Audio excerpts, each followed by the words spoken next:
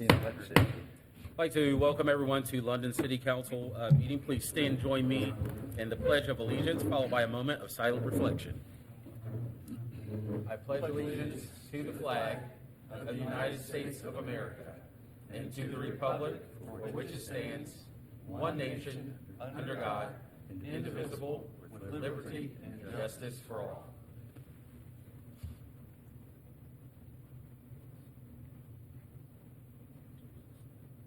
Thank you.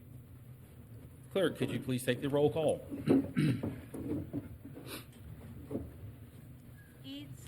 Here. Pierce. Robinson. Here. Hayes. Here. Hick. Here. Stahl. Present. Smith.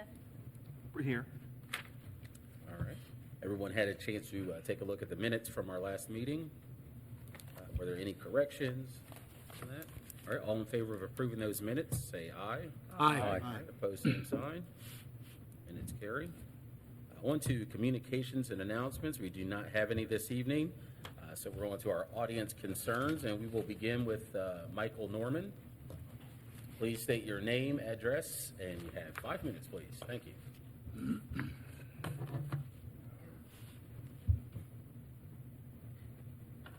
that on? Oh, no.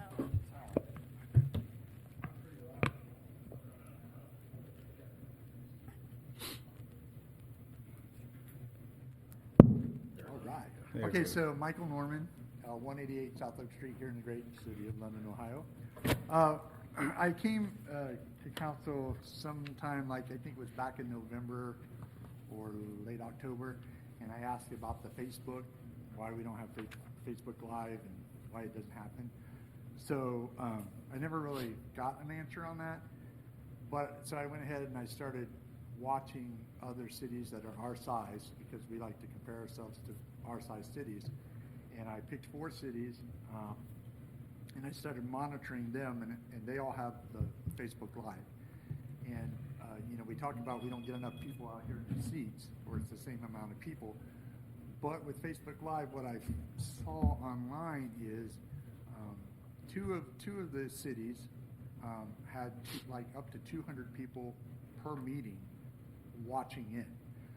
One of those cities actually had a person that sat on the end that monitored what was being said and was able to pass those questions on down the line to the council. So they actually had some Facebook audience participation. And one of the things you guys keep saying, and I hear it resonate through all of you, is transparency. It doesn't get any more transparent than being able to tune in live, hear what you guys are saying live. And I'm not expecting you to add a person to answer live questions like that, but that is an example of how far some of the cities have gone to get the information out there live, right there on the spot. I mean, imagine that you're able to, on the spot, instead of people getting it secondhand from a like a page like mine, they're able to hear it, see it in real time, right here. And I personally think it should definitely be done at the council meetings, but I also think it needs to be done in our committee meetings. Because as council members, I would think that you would want that too, because you can use that as a tool. Say you can't get to those meetings, now you have this tool where you can go back and watch those meetings instead of having to wait for the minutes to come out. And there's just so many benefits to doing it. So my question to you is, why is it that we don't have Facebook Live going for all these meetings?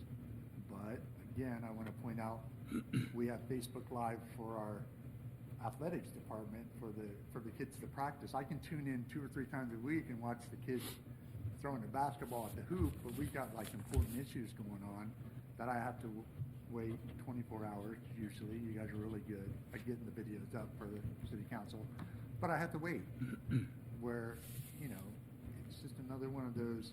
We say we want to be transparent, and we move our lips and we say that, but in our actions, we're still back here. We're back in the early 90s still. So I would just like to ask, is there plans to go live with Facebook for at least the city council meeting? Because I think that's up to our council president. So that's my question. All right. And thank you for your time. Thank you. And I think right now, with the way that we post and we advertise our meetings, that's what we are required to do. So we definitely do what we are required to do. Now, adding the Facebook Live, I'm not sure, how can we add that? Is there a way to add the Facebook Live through the system that we have there? Or there's not a way to add it through the current camera system?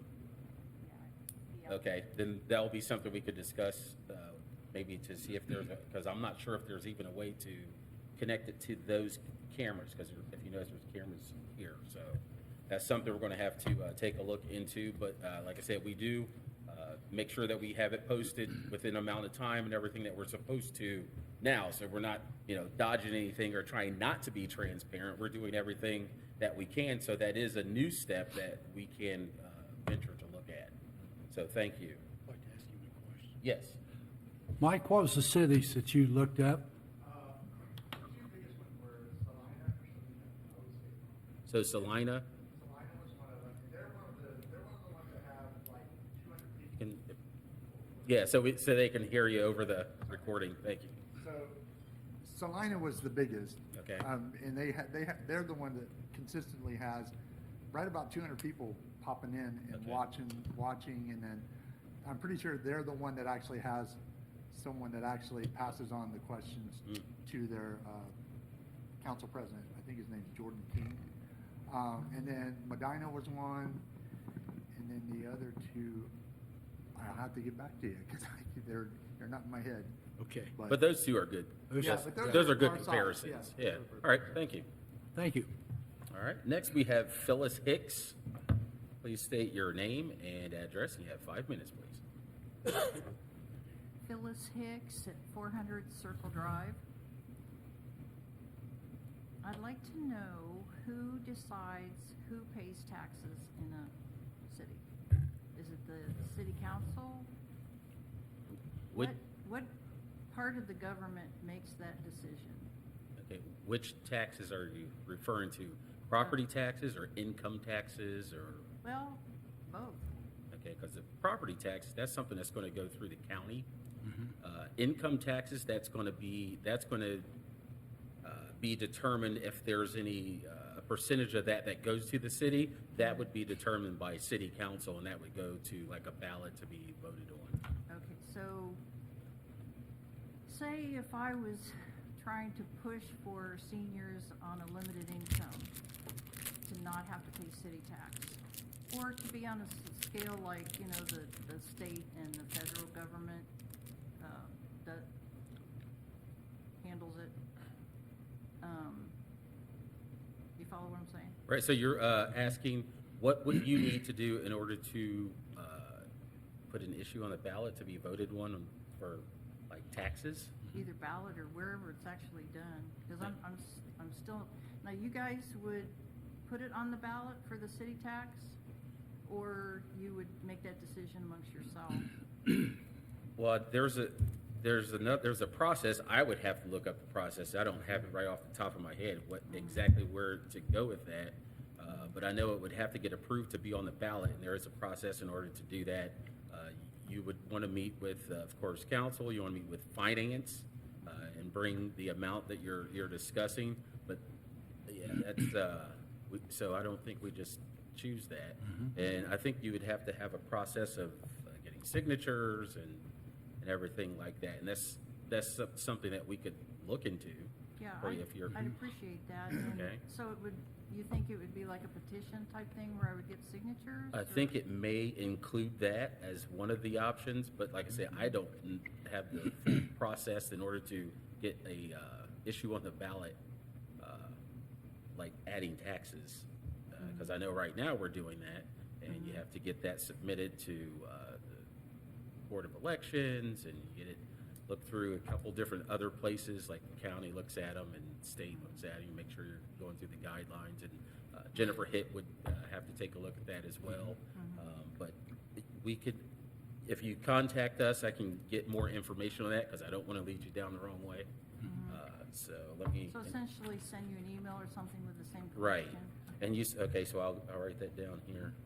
If you are a senior and you're retired, You don't pay income tax. Well, I have a job Okay, that doesn't pay very much. okay. So, yeah, it hits me. And it's not a huge amount, but when you're in a very low income, it does, and you have a husband that's disabled and, you know, there's a lot of issues, it does hit you hard. Mr. President, Because it's not just that, it's a lot of different things that you're paying out of this small amount of money. Right. so, ma'am, I'm not with the Board of Elections, and I'm not going to be an expert about any of this, but I do think that there's probably two separate paths. One is if city council wants to do it, then we create an ordinance. We have to approve the ordinance after its readings, and we take that language to the Board of Elections because that's an action by city council. I think there's a separate way to do it. Any citizen can have a ballot initiative that you would talk to the Board of Elections, probably find out what language you would have to use, get the signatures and get it put on the ballot, which is separate. It probably becomes a problem down the road that if you would create a ballot initiative to say that no one over the age of 65 or over the age of 60 or whatever will ever pay an income tax in the city of London, that may not be in compliance with state law or our laws, but I think there's two separate ways that it can be done.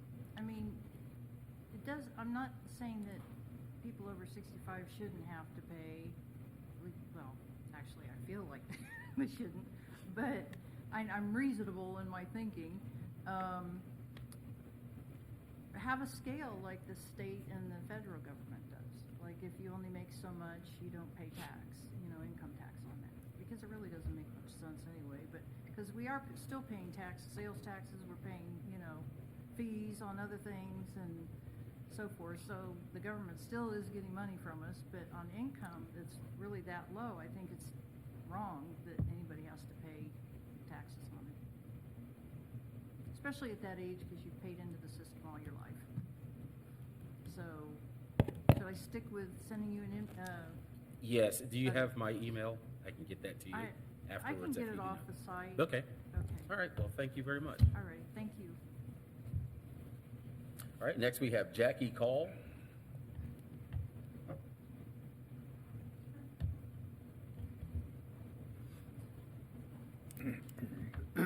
Please state your name, address, and you have 5 minutes, please. My name is Jackie Call. I live at 253 Jacqueline Drive, but I'm actually here in response to or about my building at 24 South Main in London. I'm going to start, because I'm ADD, very ADD, I wanted to make sure that I didn't get off track. So I wrote 2 paragraphs on a piece of paper I'm going to read first. And then I'm going to go in many lateral directions. So here's the summary.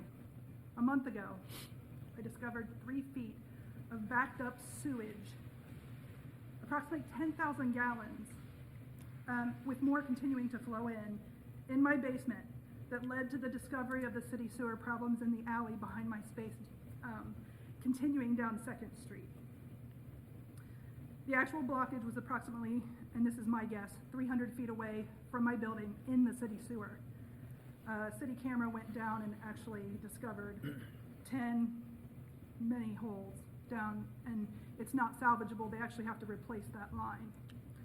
The pressure from that sewage collapsed my sewer line as well as pushed up my basement floor. There's a crack in the middle of my basement floor where raw sewage and water was spilling in at a rate of around 3 to 4 gallons per minute for a long period of time. It took me, I had 2 pumps going, there was a company that came, 2 pumps were going for 2 solid days to get down that 10,000 gallons of water, because 3 to 4 gallons per minute was pumping in just as fast as we were pumping it out. By the 3rd day, we had it down to where we could actually see the water flowing in. It subsided by the end of the 3rd day, and then just was like a standard trickle whenever sewage started coming down the line. Let's see. After extensive repairs, including a backwater valve install, I'm now waiting for an inspection, and that inspection won't happen until Franklin County gets out here, because you guys don't, Madison County doesn't do the inspection, no. It comes from Franklin. Okay, there are so many factors in the situation that include this city sewer backup, combined with undiscovered broken water mains that run concurrently with the sewage lines. There was water and sewage involved in my situation. there were 2 water mains leaks that were found, potentially.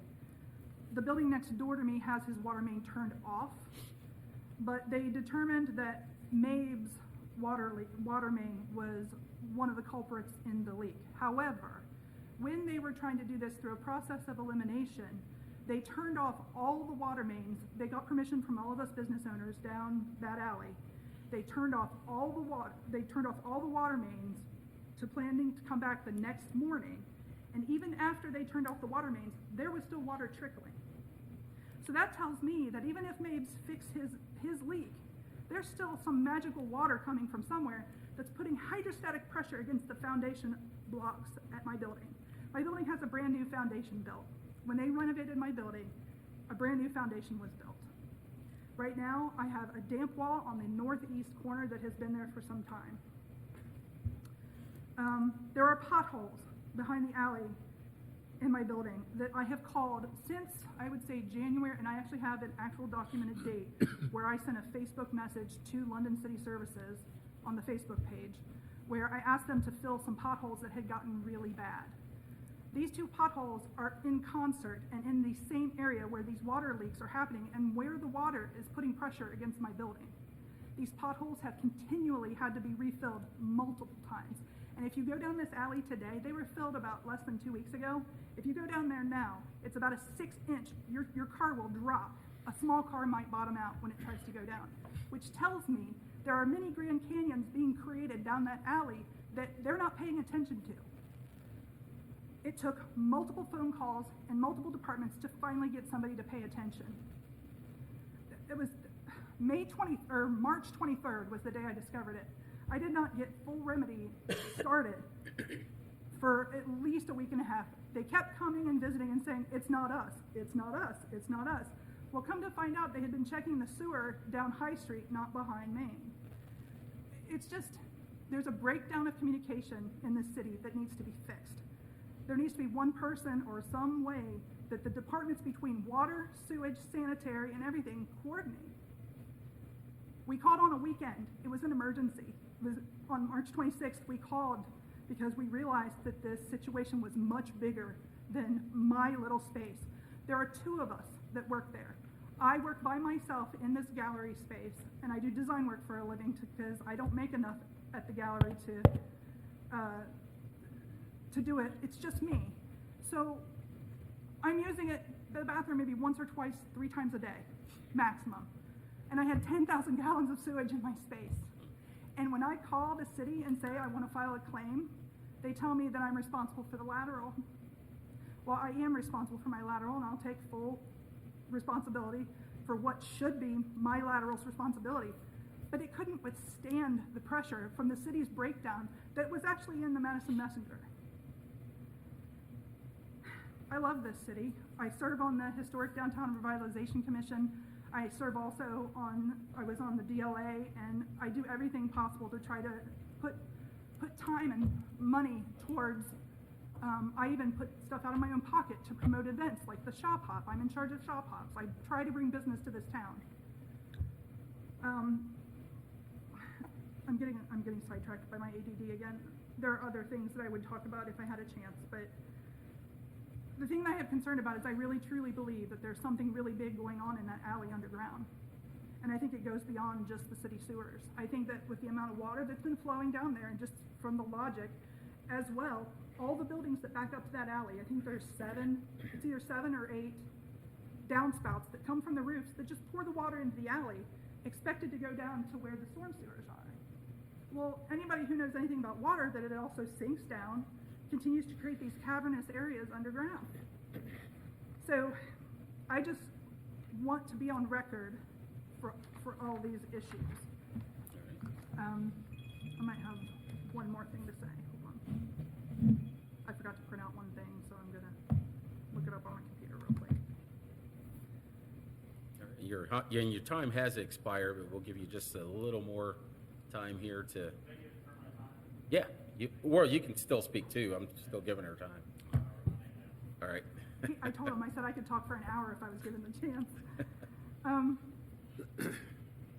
All right, so I talked about okay. Dave Mabe did I mention that part, that Dave Mabe was tasked with determining where his water main leak was. They have discovered one area, and he is set to try to fix it next week. So once that happens, I want to request that they truly come back to inspect the water lines to make sure that there's nothing flowing after everything is supposedly fixed. I mentioned the potholes already. And then here's another question. A building owner is responsible for their own main lines, water lines. Dave Mabe is taking care of his. The building owner next door to me, I don't think he has his water turned on, he doesn't have his electric turned on, he doesn't pay gas, everything is shut off to his building. But yet, when they turn on his water main, because they were checking it, it gushes up in front of my building. Okay, so it's his water main, but it gushes not in front of my building, in the back of my building. My question is, how does the city hold a business owner responsible for situations like this? I think, isn't he supposed to be responsible for maintaining his water main, even if he isn't using the water system? Because it affects the values of the businesses around us and the potential sale of that building. And the sale of my building, knowing that there's potentially a water main problem next door. So I just wanted to ask that question. Okay, and you do have several questions, and I know that I have witnessed some of the work that's being done over there, and I know they have done extensive work over there Yes. with the cameras, and we're currently looking at purchasing a camera for the city, but the cameras they brought out were excellent. They could actually see, and you said that there were 10 holes that they found in the line, but and that was only going a certain length in the Just line. They Second couldn't even Street. go the full length of it. So without even going the full length, there were 10 holes in that line that is set to be repaired as well. And I know that Bill Long, he was out there as well. Bill, could you help us out here with whose responsibility it is from what point into what point? If you could use the mic, because on the recording, we can't hear you if you don't. Thanks. Jackie, Thank- while he's coming up here, I'm sorry. Oh, no, go ahead. I was Oh, just telling say- tell her, thanks. So, next week, the 28th at 6 BP. Okay, yeah, Right. come out there because, well, obviously, some of the things I know what you're talking about, some of the things I don't know what you're talking about. I don't understand quite how it works. But we'll have all the superintendents there. The BPU board will be there. I'll be there, and hopefully we can try to get everything figured out for you if we can't get it all answered tonight. Thank you, Mr. Smith. Yes. The property owner is responsible from the main end of their property on the lateral and water lines. From the on the water line, it's from the shut-off, the meter, the backside of the meter. Shut-off the meter, Okay. the water line. Sewer is from the main end. Okay, and so now you understand that part? Oh, I've done that. Okay, now, that alley, because I know we're set to do some repairs on the street, are we set to do repairs down that alley? Are there holes that were found there? We TV'd it, Okay, the board will be discussing it. okay, That's a board decision, that's not my decision. okay, so, and were holes found through the alley as well, or? No, we found some cracking, but nothing that's Okay. showing any evidence like Second Street is. So they are currently just reviewing the information that they've received from the alley portion? Yeah. Okay. We TV'd the whole Okay. alley, so we've got that recorded also. So you guys are working on it? Okay, all right. And were you aware of that, Ms. Call, that they're, okay, Yeah. great. And I've got documentation from the start to the finish. I've got photographs of everything along the way. Okay. So when it comes down to it, I can even show down in the sewers. I went out and I made sure that I was at every step. All right. And like Mr. Smith said, on the 28th, you'll be on their agenda where they can discuss that with you further. Yes, that's perfect. All right. And just one more thing. Uh-huh. There are a lot of cities, and I know Portsmouth is one of them, Galloway, Ohio, there's a few others, where the city knows that their sewer system is antiquated, and they've set aside funds for situations like mine, where when you can prove that the entire backup and the collapse of the system was the responsibility of the sheer pressure from the cities in a non-management. I know that we're trying to manage it because it's an old system. Point of the story was, my plumber told me that while I had rust in the belly of my pipe, I did have rust in the belly, 20 years from now, I would have had to have replaced that pipe. But the sheer force and pressure of how much water was coming in, it literally cracked my basement floor, pushed it up, collapsed my system. It's not my responsibility. And I feel like the city needs to have some funds set aside for situations like this. If it was me, if it was my overuse, I stuffed diapers down the toilet, yeah, it's my fault, it's my responsibility. But I just don't feel like I'm responsible for this bill, and I've currently incurred, it's around $7,500 right now, but after the cleanup and the mitigation from the water before, I haven't got that bill yet, from just the pump time and them coming out to start the assessment, to the final cleaning up and getting rid of all the sewage and getting rid of all the bacteria, I'm probably gonna be looking at 10 grand, maybe 12. And I'm a small business on, Right. I can't sustain that. So, anyway, thank you for your time. Thank you. And I know that our infrastructure of our sewers and everything, our storm drains and sewers and lines and the whole infrastructure, that's been a hot topic here because, what we've done in the past is because it's going to be very expensive. But I know that since we are the ones in charge now, we should be the ones not to move those issues down the road anymore and start to tackle those. Even though it's really large issues, you have to start to begin to tackle those or they'll never be handled. Because what will happen is you'll have more and more issues on top of the issues that you already have. And the one thing I wish I would quit hearing from everybody in every department is we inherited this problem. All right. And that's why So, I say I don't care, that doesn't we're the help ones me. in charge now, and it's our job to get this done and to not kick the can down the road. That's what I say. Right. So, and it may have been done in the past, but now we're the leaders that, have say so in what happens here. And I think that everyone here is intelligent enough, and the BPU, they work very hard. I went to a BPU meeting, and it was, they work very hard. So I think that with all of us working together and hearing, stories like yours, that I would hope that they feel the same way that I do, that we can't kick the can down the road, and this needs to be something that we keep in the forefront and can't just let it slide down the road to another group Yeah, of especially because leaders. as a business too, Definitely. I lost time, I lost money. Yeah. Besides my expense of this, I couldn't host an event because I didn't have bathrooms. So Do you know how much money events bring me? I mean, that's how, people don't traffic London, Ohio to go to the shops. They come during shop hops, they come during events that we have, when I have gallery openings and people bring their friends and family. Mhm. And yeah.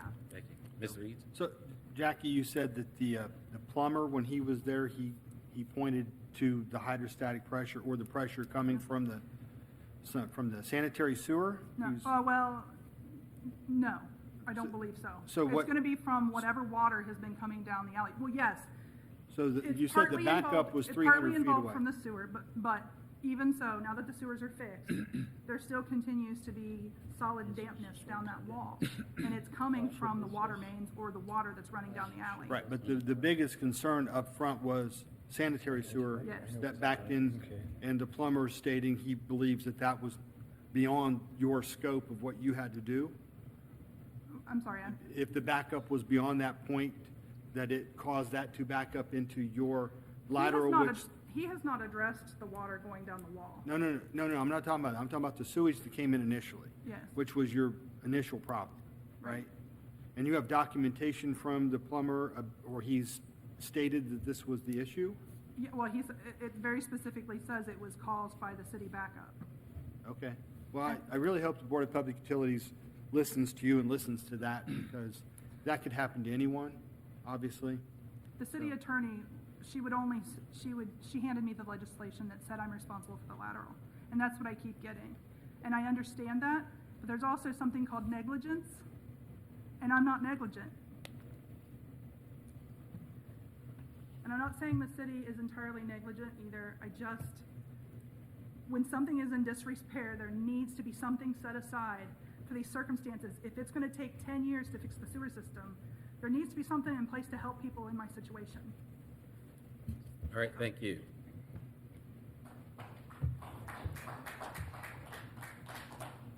All right. Next, we have David Mars. Please state your name, address, and you have 5 minutes, please. Just stated my name. Dave Mars, 155 North Oak Street. And I actually came just to, for something really light, just to talk about the marathon a little bit. But I would speak a little bit to Jackie's point. You know, as you consider what she's just said here, as I was sitting back there, what kept going through my thought is that she really has grounds for a lawsuit against the city. And, you know, and I don't think she would do that. I know that she loves London. I serve on several committees with her, you know, nonprofits. But if you think about the damages that were done and the scope of those damages, consider that that lateral can only hold a certain volume of pressure. There's only a certain volume of sewage that can run through her lateral. And it sounds like that far exceeded that volume that would be available through her lateral. I don't think there's anybody that would think that those collapses didn't have anything to do with what happened in her basement. So, you know, obviously it's a sensitive issue and she's really upset, and she should be. And I don't think she would sue the city, but if you're looking at down the road, I think that that's certainly a possibility if the issues aren't corrected and if the city doesn't do the right thing in helping people out in situations like that. So to a lighter subject, I actually came to make sure that Pat was wearing the London Marathon shirt today, and he is. So good job. And I expect the number of the date, or the number to be 26.2, which is how far a marathon is. And we'll be having people running 26.2 miles, starting at Merrimack Park, heading out towards Darby Creek and back next Saturday. We're raising money for the Merrimack Miracle Park, the equipment that we're putting out at the park, and we're super excited for being able to build that this summer. We are excited about the marathon. Our half marathon was really our premier event. Last year we were the second fastest half marathon in Ohio. We'll see how close we come this year. It's going to be hard to beat the Columbus Marathon's half marathon. But I think it's pretty cool that London, Ohio has, for now, the second fastest half marathon in Ohio. We're trying to really encourage some fast racing. We have a handful of African runners that are slated to run, and we'll see if they are able to show up. But they're working on getting their visas and their travel plans together. Some Kenyans, and we're excited to see if they show up. And that's really all I had. I'm just excited for the marathon, and thank you all for everything that you do, and that's it. All right, and yeah, what time? It is Saturday, April 30th, 7 a.m.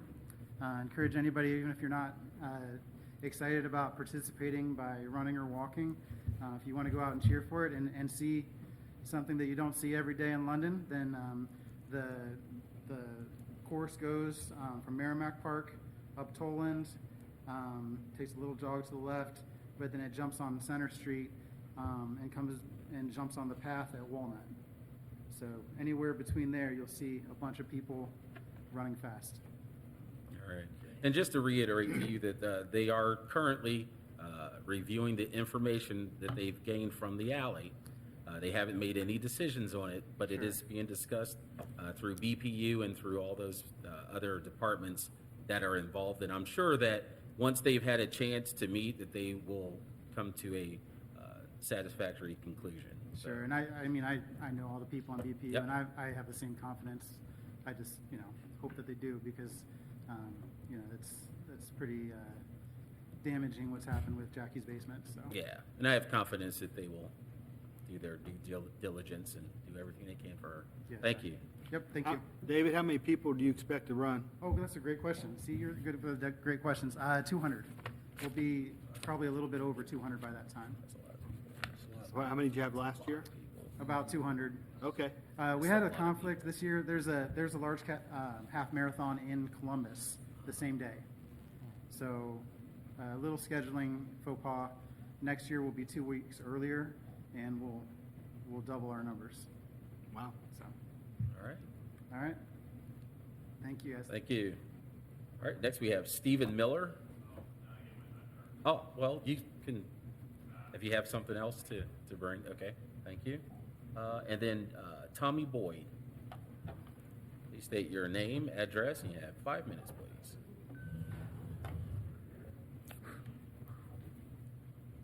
Tommy Boyd, 48 North Union Street, London, Ohio. Got my legs feeling kind of weak after hearing something over 20 miles, but I was always short distance. However, my question tonight, after the last community meeting center meeting, we kind of got into the whole problem of what's going to happen with the community center if we don't pass this levy. And my main question was, were we aware that when we were putting this on the ballot, that city council was putting it up to vote that we either get this new community center and do this, or we don't have youth sports that are being planned right now? And that's kind of where it seems like that we didn't know that was the situation we would be in right now. Where did you, Yeah, I'm not- where'd you hear that? I don't like, understand that. The levy That's doesn't what pass. we were talking about with that, is that the cost for fixing up the community center over there now would be astronomical, is what the chief said when I asked about it, which I'm mostly hoping that we could at least get what the costs are to make that usable for our next sports coming up. Is that possible? Do you mean like down the road, eventually we wouldn't be able to have events over there or Right something? now, is the community center usable if we want to continue to have it? Is, Yeah, I'm lost too, because I don't remember them saying that there weren't gonna be any youth programs if that doesn't pass. Well- Because there are still okay. youth programs Well, there, we'll and still there have has other been. places, it seems, that, like then, basketball courts and everything else. Yeah. If the levy passes or not, so. I get The that. youth program is not in You're right, danger. I did of not just operating. put those two together, my apologies. Yeah. Because I saw it as, hey, the place where we're having the basketball No. events, having the volleyball and everything else, we just put all this orange fence around that pretty much says, hey, we're not using this anymore. No. And so, you're right, that doesn't exclude that, but I guess still, the idea of, hey, you know, the traffic lights here. When we were getting those out, it was, what's the cost to replace the lights? And it was, well, that would be way too much to update all the systems and everything else. And now that they've been taken out, we're updating all the lights. And so, without giving a price of what it would actually cost compared to a $15 million complex and us paying for it as taxpayers, you know, I kind of thought that was unfair to say, hey, if you don't pass this, well, it's going to cost us, you, the city, even more to get these things fixed up and make them run again. And I really don't think it's fair to have it put down on the people to have to pay for these services that should be at least running. Yeah, and as we stated, there's no plans not to run youth sports. If the levy Okay. doesn't pass, there's no plans. And so, is that possible at least to kind of get an idea or an estimate on what it would cost to fix up the gym over there or anything like that instead of going with the other route? Now, We'll worry about that when we get to that situation. yeah, did the feasibility study, Rex, did the feasibility study have any information in there that would say the possible cost if we were to fix the current community center? There was no cost numbers put together. Mhm. The general feeling of the guy that did the study was the cost would exceed the cost of a new building. Okay, And we also have had another architectural engineer look at it, and his feeling was exactly the same. okay, The feeling is that the building is such age and is holding water in the walls, that's what's causing the deterioration of the bricks and so forth. That if we try to go in and renovate, start scraping away plaster and so forth, we'll probably expose even more problems. So, But also, even with the current building, even if we did remodel it, we're still not going to get as much usage out of the new building. you basically cannot change the configuration Right, of we that can't building. Of the change it, current. yeah. Because the building, the walls that are there are all load supporting walls. Right. So to try to reconfigure it to make it a workable recreation center is absolutely not possible. It's built for a gym and that's it. so then it would cost more to fix it than it would cost to build a new one. with the I age mean, of the just building. mostly the seating's the big issue, and if we just pull out bleachers there against the wall up on the stage, that But would then you solve a still large have the amount. issing of a deteriorating building. And that's where I'm with still new saying, though, bleachers. we can say that all we want, but without a cost of that, it's just.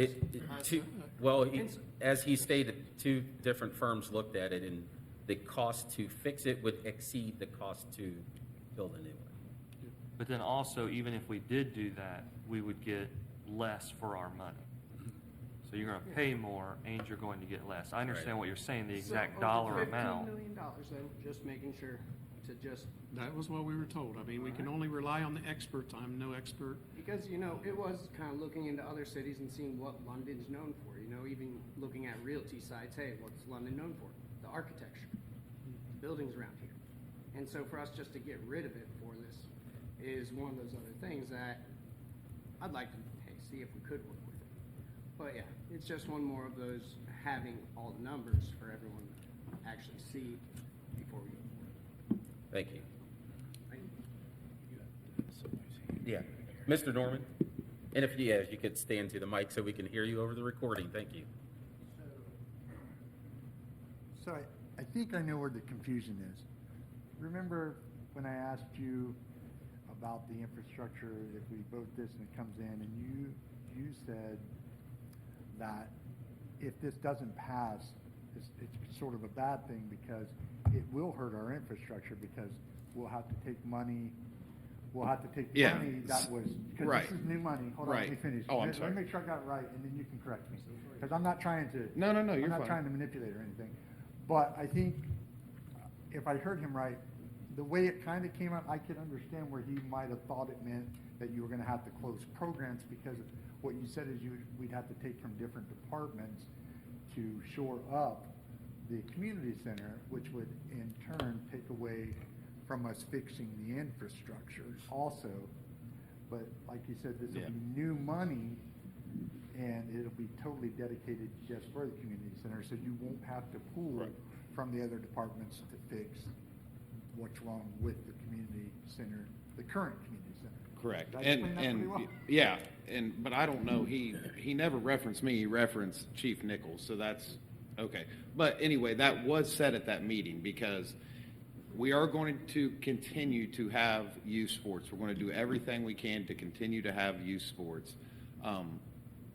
But like Mr. Norman just said, that building is going to continue to have money be put into it. Dave Mars can probably tell you all about old buildings and having to maintain those. So, yeah, give me on the one mic. second. Let me just. You can on the mic. So, while we're going through this, when the levy passes, what would happen is that would be all new money that would be put to build that building.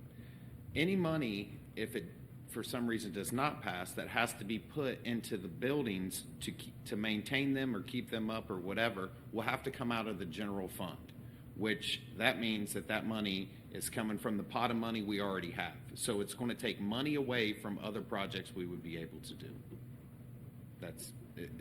Is that how you took it, Mr. Norman? Okay. Yeah, Mr. Mars? I just wanted to address, and I'm sure many are aware that when I see the fallen plaster in the gym part of the community center that we're using now, it's a major concern because the reason that's falling is because there's moisture that's getting in, and that moisture is coming from outside. And so that's a failed mortar seal, and as the moisture is coming in and getting in behind that plaster that you continue to see falling on the floor, that's also deteriorating the mortar that's holding the bricks together of that building. So just the cost of rebuilding, you would have to rebuild that building as it is. I do have concerns about how safe that building is, just as we've seen the facade fall off. That same moisture is going to be deteriorating all of the mortar around that building. So its days are definitely numbered. It needs to come down sooner than later. So that's it. Just it's All right. The same moisture that's causing the plaster is going to be really deteriorating the mortar between the bricks that builds that holds the whole thing together. Yep. So it's in rough shape. Yeah. All right, thank you. All right, on to our committee reports. We'll start with Mr. Smith. Let's see here. Said my You name want me to too start fast. down here? No, I think I'm, just a second. So I did talk to TJ, the water department right now. You know, with getting that new water plant up and going, there are some, some things we're looking into. We are still waiting on our report from the federal EPA. We've been waiting on that for a very long time, because we did find out, with the information, that the tests they ran, that would be a sustainable way to fix our issue with the ammonia. So now we were supposed to have had it, I believe, all the way back in October, November. Now they're saying that we'll get it by May. So what we're dealing with is they're not in their offices. We've been dealing with COVID, all of those issues, but I have their phone number. If anybody else wants the gentleman's phone number, I'll be happy to give it to you, because I figure the squeaky wheel gets the oil, and I'm just going to literally call him every day until he starts calling me back and gets the report to us. So, that's all I have, since BPU will be next week. So. Okay, thank you. Mr. Stahl? I had a Public Safety Committee meeting from April 12th. They're obtaining a certificate to list from the CSC this week, selecting an application to fill one of the current office positions. They're preparing for the next step in the sergeant promotion process, with panel interviews to be held the next step. Participated in the presentations of the town hall meetings explaining the facility needs assessment. They had 2 classes for the county-wide law enforcement agencies at City Hall for the requirement for the state continuing professional training, and will be hosting several more during the year. The additional body cameras are ordered for the Office of Criminal Justice. Grant was approved last month. They're not expected for 6 months due to the backlog in production. Actively seeking a new grant funding opportunities that were recently released and determining how they would be best fit in with the needs here in London. Attended the annual safety committee meeting for the London City Schools, and they notified Ohio Edison of over 100 street lights malfunctioning throughout the city over the past couple of months. That's all. All right, thank you. Mr. Hitt? I attended the Public Safety Committee meeting, so I'll give the fire chief's report that he gave at that meeting. There was EMS training for medic refresher, advanced cardiac life support, and also for 2 patient, 1 provider services. And as far as fire training, there was training with apparatus placement and pumps. They completed preventative maintenance on cardiac monitors and mechanical CPR devices. They began hydrant flushing. There's fire safety extinguisher training at London Health and Rehab. They completed hose testing. They participated in the safety town planning, and they participated in the high school escort for the state wrestling championship. And they've had 761 runs so far this year. That's it. All right, thank you. Mr. Hayes? Yes, public safety meeting, April 12th. We had approval of the March minutes, police chief's report, fire chief's report, which is my colleagues have taken care of. Under old business, we talked about farmland inside the city limits and how we would respond to that. There will be legislation probably coming up in the near future on that. Under new business, police grants we talked about. We talked about a temporary increase of police department strength ordinance. There is legislation for those tonight. We also talked about police captain salary range adjustment, and we have put that on hold till the end of the year at this time. Next safety meeting will be May 10th, 5 o'clock in the conference room. All right, thank you. I don't have anything other than the next meeting's May 4th, 6 p.m. in the building behind it, or the room behind us. All right, Mr. Eads? Mr. Peters had to step out a minute. He said he didn't have anything for this. So I attended, along with Mr. Stahl, the Finance Committee meeting. A lot of these things have been addressed, so I'm only going to hit a couple of things. In new business, Carol Benedict came to us and talked about the 500 meters which have been installed already, which have an electric signal, a Wi-Fi type signal to deliver that there's a charge that the city gets of 89 cents a month. She would like to pass that on. I was going to have Mr. Smith address that, but we are going to have a piece. Maybe you can address that when that comes up in new business, please. The cameras and the electric at Merrimack that was talked about at this meeting also came up at the service meeting. So there should be a piece of legislation tonight to pass that so we can get the cameras, the electric running the cameras up.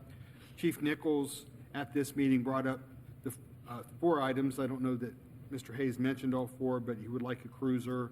He would like that temporary position increased so they can get someone in the academy, and the captain's position you brought up, Mr. Hayes, and also applying for a grant. That there's going to be a piece of legislation for that tonight.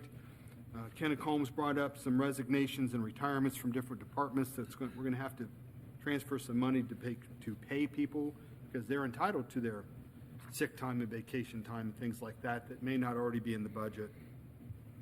And another item that came up was Mr. Castle mentioned, and he corrected me in the hall a little while ago, that he considered possibly trying to use some of the extra money from the lights to make a couple purchases that were talked about.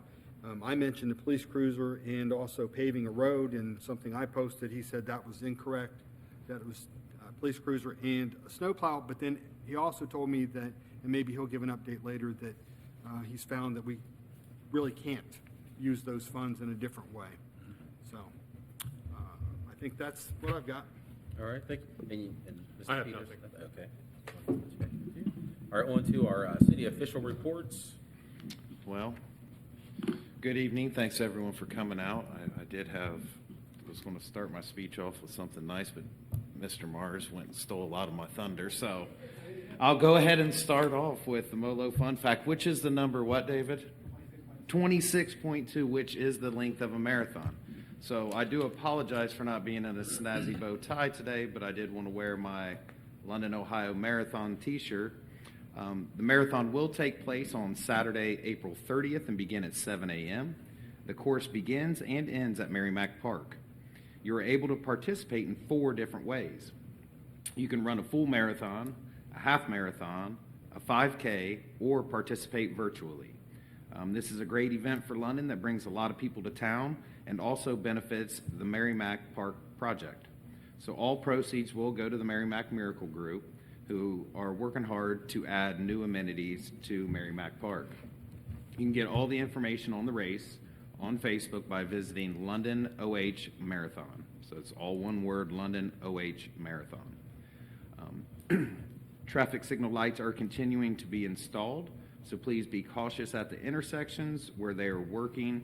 And if you come up to an intersection where they have the traffic signal lights off while installing, please treat the intersection as a 4-way stop. All of the new traffic signals will be being installed, will come equipped with a traffic sensor camera.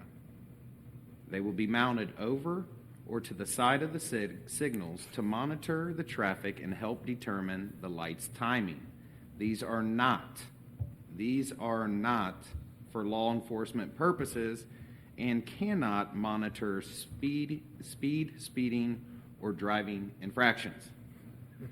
So, as you guys know, on May 3rd, the City of London's levy will be put onto the ballot. So I do encourage everyone to get out and vote. There have still been some questions about the levy, and I do want to go over a few of the popular questions that we're continuing to get and answer them factually.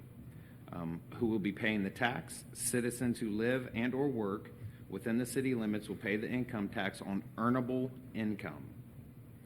The tax will not apply to those who only receive pensions, retirement, and or Social Security. What about the tax credit? So people have mentioned a tax credit if they work outside the city. Currently, the plan is to not give a tax credit. If you live in London, spend a majority of your time here, and use the parks and other amenities and receive your utilities and use the infrastructure, residents should pay the full amount of London's income tax. If you work outside of London, police and fire are still here protecting your house and your belongings while you are not home. Big one, why no indoor pool? An indoor pool would be really nice to have in the new community center. However, the cost to build, maintain, and staff it would be very high. Facilities and aquatic centers in nearby communities have been mentioned, but they charge their citizens a monthly fee on top of the tax, and we don't want to do this. We want our community center to be free so every one of our citizens can enjoy it. There is space on the campus to build a pool in the future if it is economically feasible. What programs will be offered?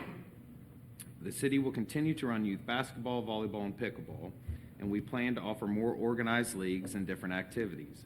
The multi-purpose rooms and gyms will be able to rent for private gatherings such as birthday parties. We are approached quite often about using current buildings to offer activities like dance, sporting events, martial arts, and other classes.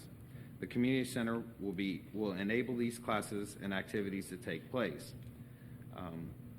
I do have a list that I will go over here in a few, but the list of programs that we created is just a starting point, and we plan to work very hard to offer activities that our citizens need and also want.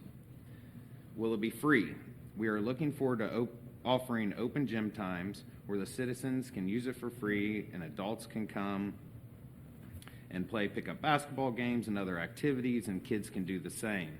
The walking track will be open to the community so those walking for their exercise can do so no matter what the weather. Why now when we have infrastructure issues? And we spoke about this a little bit earlier. We do have an aging infrastructure, as many places do. This is a top priority and will continue to be. We have spent approximately $2.5 million on road and storm sewer repairs, an additional $1.5 to reconstruct Park Avenue from 2016 to 2020. Our infrastructure will always need to be improved and repaired, and we will continue this important work no matter if we have a new community center or not. We cannot stop the growth of our city and only focus on one thing at a time. Why not just use the current buildings? Some stated that there is no need for a new community center and that we should continue to use what we have. The current gym is very old and the maintenance of the building costs more and more every year. The number of kids participating in the programs increases every year and our space is limited. The gym was occupied 6 days a week during youth basketball programs, and as our community and programs grow, more space will be needed. I've spoke about this before with the current kindergarten and first grade classes at London Elementary are some of the largest classes that they've seen. So if we don't plan for the future, we possibly would have to limit the number of children that we are able to serve. What is the tax paying for? A portion of the 0.5% income tax increase will fund the City of London Division of Fire and EMS. When we succeeded from the Joint Emergency District in 2018, the property tax millage that London citizens were paying was stopped and no longer collected from the taxpayers. We did not want to overcollect taxes for fire and EMS. We have operated EMS without additional local tax dollars for 3 years as planned, knowing that we would need around 0.25% to effectively and efficiently operate EMS services. The other portion will go to the demolition of the current buildings and the construction of the new police station and community center. Here's some possible new programs: dance, yoga, karate, martial arts, aerobics, after-school programs, art classes, music classes, indoor soccer, sports tournaments, party rentals, and so much more. Really, the possibilities are endless. And so, people ask how much is it going to cost? It's a 0.5% income tax, so you can find out what your income is, and then it's a 0.5% of your income, but the average London citizen will pay around $152, and it's about $12.68 a month. So we are a growing community, and we strive to offer the amenities that everyone needs and wants. This is why we've built the new playground and upgraded Cowling Park, why we've improved the municipal pool with a splash pad and volleyball, why we keep focusing on the improvements at Mary Mack Park, and finally, why we are presenting this plan. We want to meet the needs of all the citizens, from the children trying to play sports for the first time to the adults that want a safe place to walk. So I would say for 42 cents a day, it's a pretty good deal. So Thank you all for your time. Appreciate it. All right, thank you. On to old business, ordinance 12922, a motion to read by title or number. So moved. Second. All right, clerk, please read the ordinance. Ordinance 12922, sponsored by Josh Peters, an ordinance vacating an alley.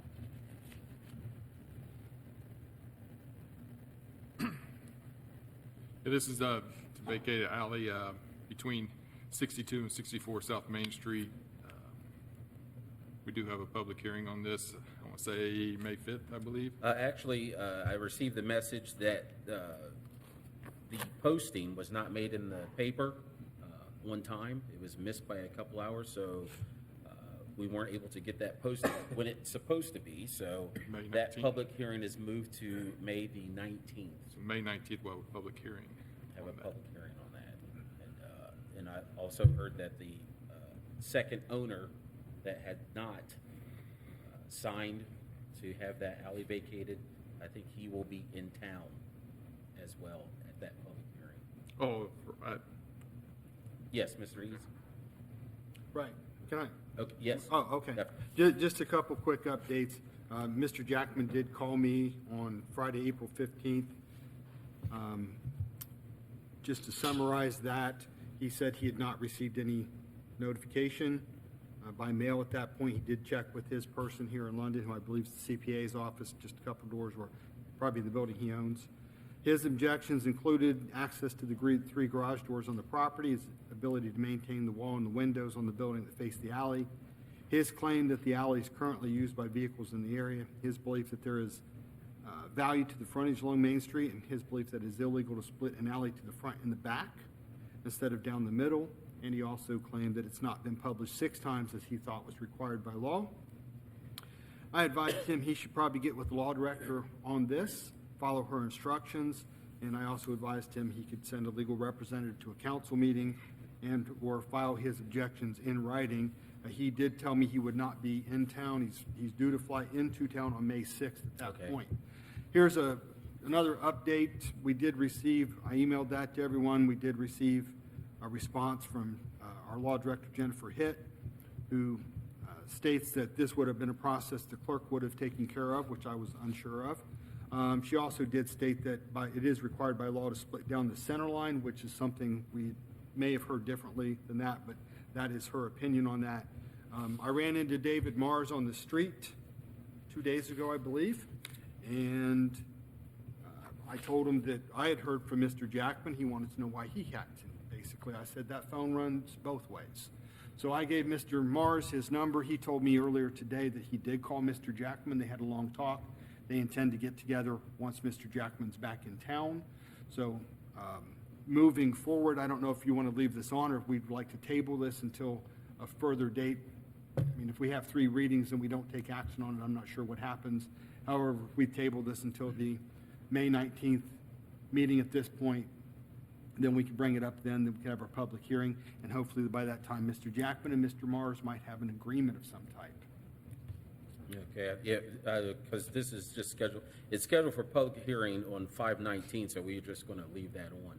And if it were still scheduled for the 5th, then Mr. Jackman would not have a chance to be in person here in town to speak with the other property owners. But now, since it's moved out to the 19th, he has an opportunity to do that. So I think we're, So do you want to read this a 4th and 5th time, or do you want to table this until May 19th? I would say, I would think just leave it on. We're just going to there. leave it on. Leave it on third. As normal, and then just leave it on until the public hearing. Okay. All right. Any other discussion on 12922? Oh, yeah, and according to Jennifer Hitt, her opinion was that the alley can only be split down the middle, and it cannot be split with the front half and the back half, Right. which is what they were suggesting, so they could create a courtyard in the front part of it and fence it off and everything. And that was part of their plan to create there. But it turns out that you can't split it that way. You can only split it straight down the center. And once they split that, You know, the two owners can then work it out. After They- that. They can sell to each other or Right. transfer among them that way, or just come to an agreement on how to use the land. Right, because if it's split in the middle, then this property owner gets that half, this property owner gets the other half, so that would be something they would need to work out on their own if they're able to, you know, if that's something they want to look at doing after that point. Okay. Yes, same thing. I was gonna say the same thing. Yeah. You guys only have the power to split it To down the split middle, it, but right. they can do a land swap or Once whatever, they own it. like Mr. Eads said, yeah. All right, on to Resolution 13222, a motion to read by title or number. So moved. Second. All right, clerk, please read the resolution. Excuse me. Resolution 13222, sponsored by Josh Peters. A resolution authorizing participation in the ODOT road salt contracts awarded in 2022. Basically, this is our annual ODOT road salt contract. Well, they awarded in 2022, but I mean, it'd be for the 22-23 year.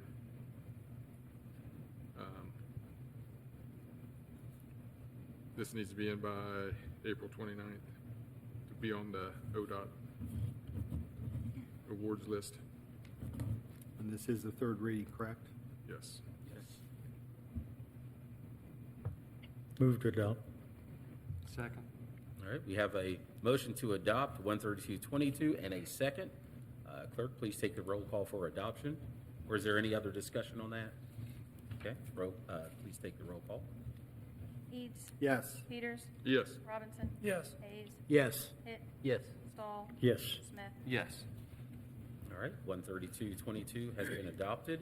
On to new business, Resolution 13422, a motion to read by title or number. So moved.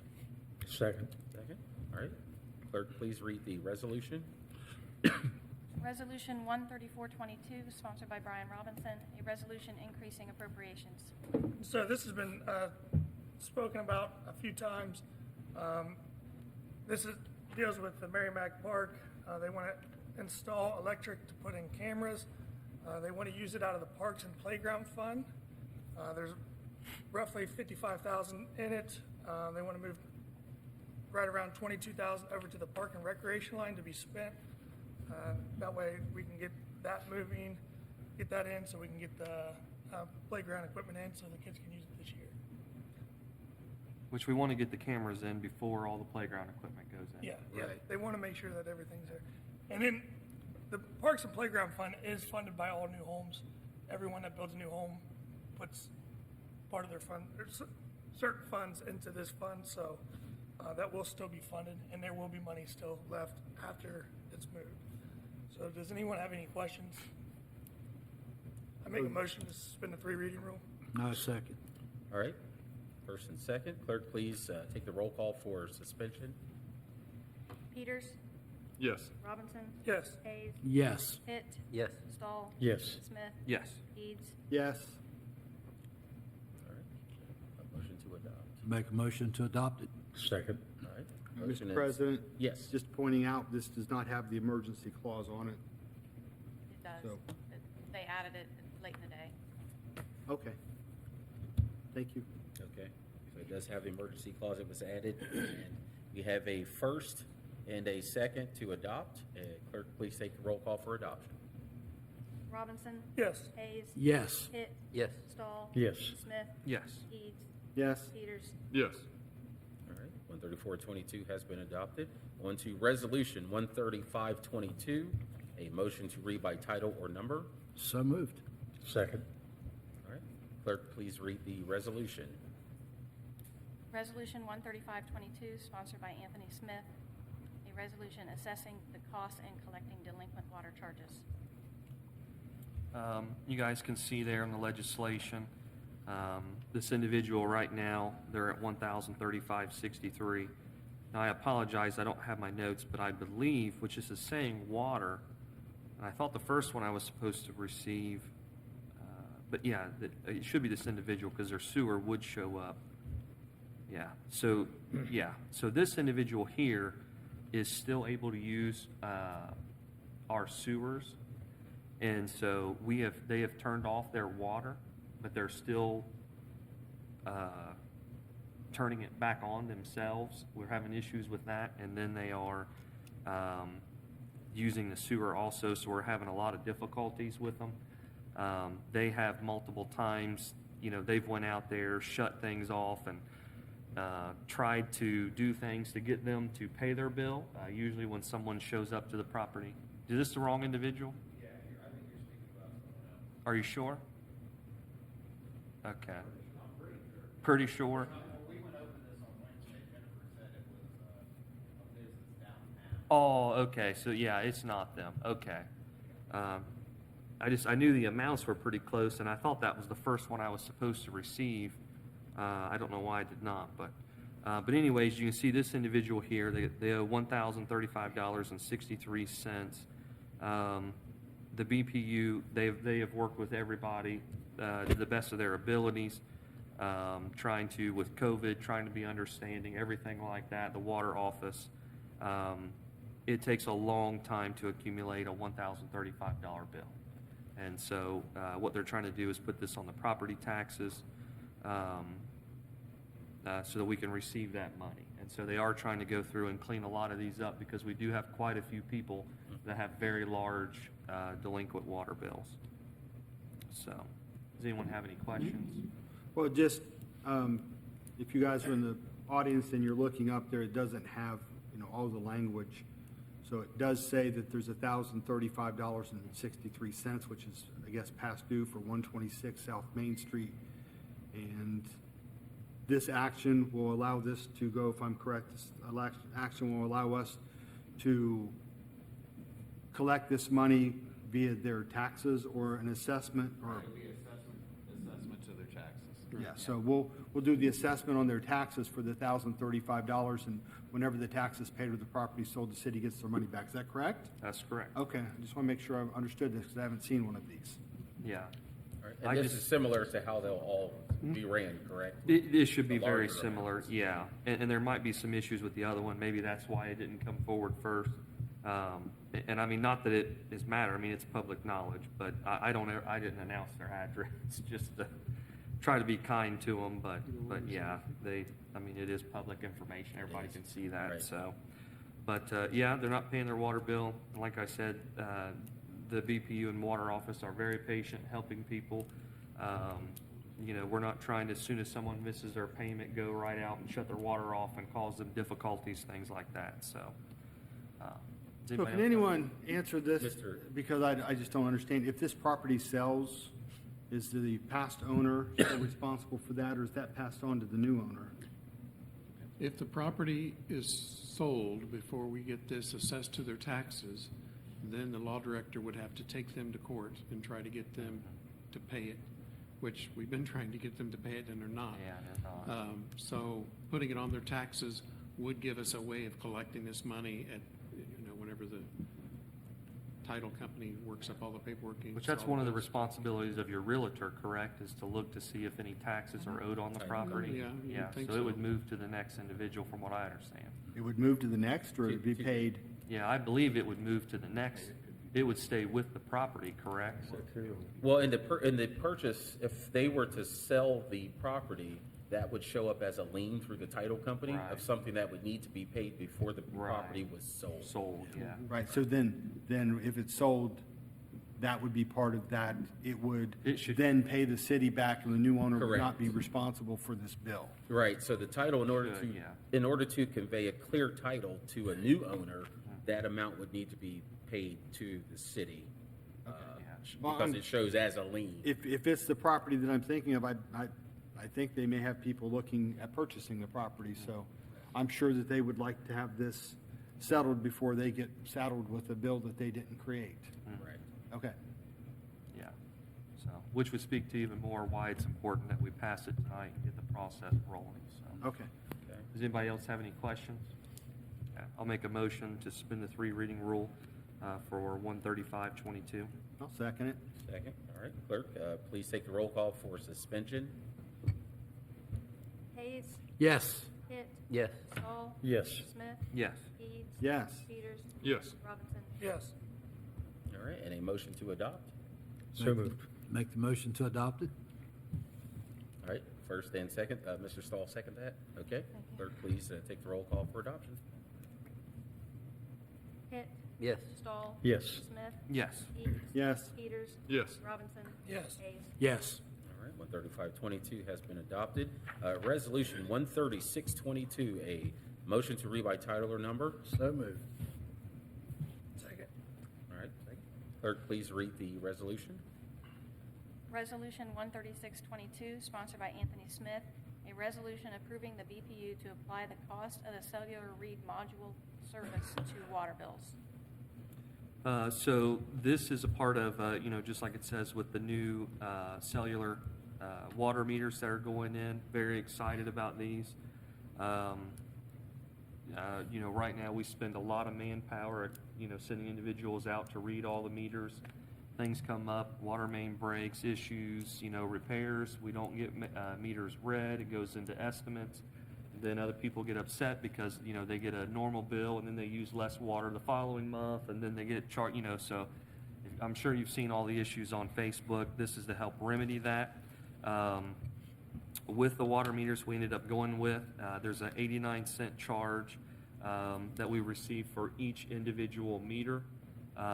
Right now, if we did not pass this on, we would be looking at spending about $40,000 to roughly $45,000 a year just to cover that. The reason it does not say 89 cents is that once we have all the meters in, the rate will be locked in. It could vary, could be 92, could be 87, 86, 85, 93. It could vary just a little bit, and so that's why it does not exactly say the 89 cent. Or in the future, if there are issues, it would not have to come back to council. That would be able to be passed along without coming to us. The other thing I would say, is I'm thankful for the BPU with these water meters, with trying to keep rates as low as possible. One thing they're looking at doing is originally we had looked into having a company install these meters. And so just to give everybody a heads up, possibly what we're looking into for the month of May, we've already installed 500, but you're talking, the numbers are always a little different, 3,500 to 3,800 homes and businesses. And so we need to get all of those installed. What they're going to try to do is estimate everyone's bill for the month, I believe the month of May, and do nothing but install water meters. We're talking very significant savings. The last company to install the meters, this did not include parts, was over $200,000.